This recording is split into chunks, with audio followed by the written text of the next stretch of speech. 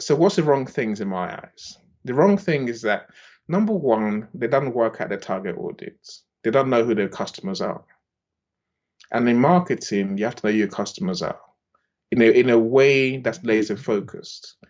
And then you have to reach out to more of your target customers than you ever can imagine. Let me try and explain that. Look, I mentioned the girl who made the brogues, the shoes, right? If you want to sell one pair of shoes, do you know what that takes? A lot of people don't understand what it takes. They think I'll just go and find a customer to buy a pair of shoes. But think more like a marketing funnel. And this is reality. If you want to sell a pair of shoes, the one at the bottom of the funnel, you know how a funnel goes, right? So the wide at the top and narrow at the bottom. So the one customer that falls out of the bottom, you need so many people to know about your shoes before you can sell one shoe. So many people, I'm talking thousands. If you want to sell a pair of shoes, think that you have to have at least, 10, 100 people who are interested in your shoes who say to you, "Oh, I like those shoes. I might want to buy a pair." Then you need another 10 times more than that. So now we're nearly 1,000 people to actually be engaging with your business, right? And then there's another stage in the funnel before that, which is where they actually have awareness of your business at all. Now we're talking about 10,000 people must actually know that you exist. You see, our brothers and sisters, and that includes my fellow white people on the high street here.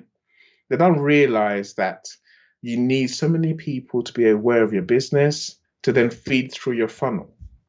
Thank you for that. Thank you for that. Now I'm tying everything to content because you have spent a lot of years in content creation. Yeah.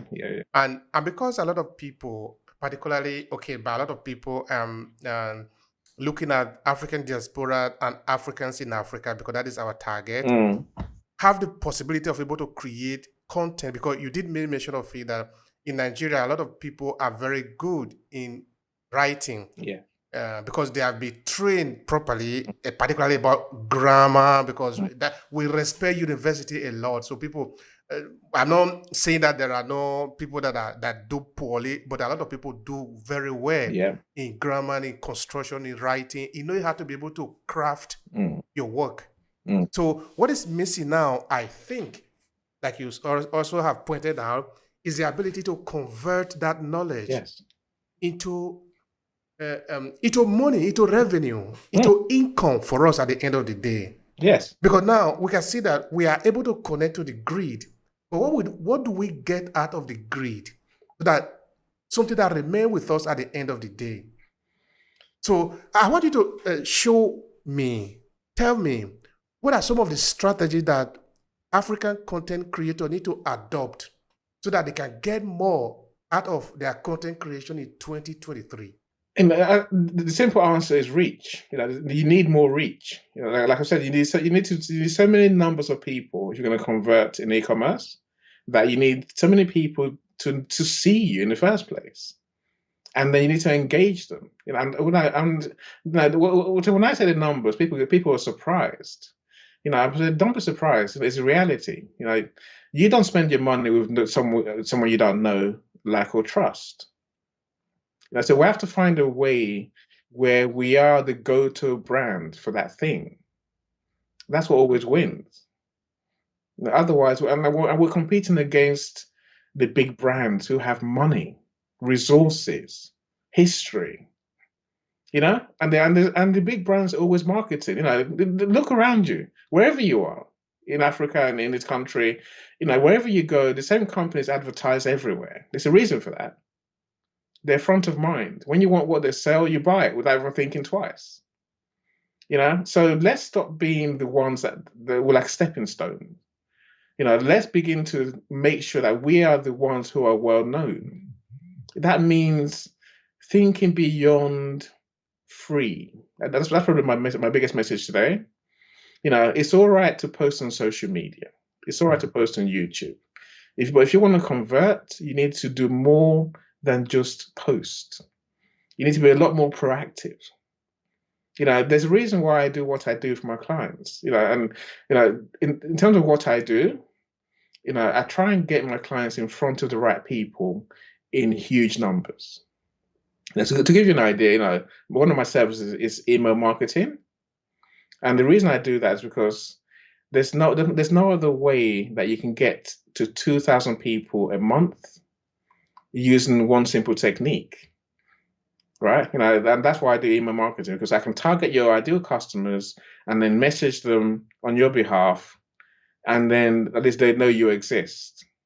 And then starts your process that might lead to you selling in good time. You see, when I say let's get away from free, a lot of us have, we have been poisoned by this idea that Facebook is free. Yeah, Facebook is free. But have you noticed that no one sees your posts on Facebook anymore? A lot of people haven't even noticed now, because look, if you've got 100 followers on Facebook, right? 1,000 followers on Facebook, you'd be lucky if 2% see your content. That's what's wrong with free. You have to learn to advertise, basically, to make Facebook work. And I spoke to someone this morning, and they're telling me how Facebook in Kenya is effectively behind a VPN. It literally doesn't exist the way we think. You have to access it in special ways, so they can't sell through Facebook. I'm saying the democracy is not there. If you're going to make your money on the internet, you're going to have to spend a lot of money to advertise, to push your content to the right people in huge numbers. Huge. All right. I want to back up again now. Please. Let's go back to content. Yeah. What does it even mean, content creation? I want you to give us the basics so that people can even understand what we are talking about here. Content, is what is going to get people looking at your business in whatever form, right?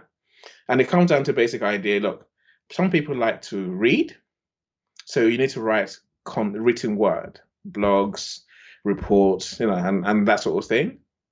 Some people like to listen, which is where podcast comes in. And some just like listening, and so you can create this audio content. Then also some people like to watch. That's where video comes into it. You have to be creating content in all those those three formats to reach everyone that you want to reach. There's some people who are never going to engage, but there's some people who consume all three. What you need to work at is where are my customers, and how do they want to see me? How can I actually get into their heads?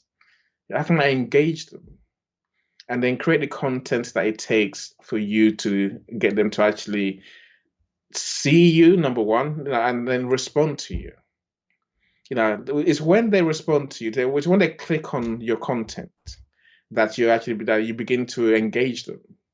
And then it's a question of so if I click on your video, what do I do next? So when I saw your podcast, I knew to email you or to message you on YouTube, and then talk to you on LinkedIn, and then run around and find someone who knew you already, a friend of mine who we both know.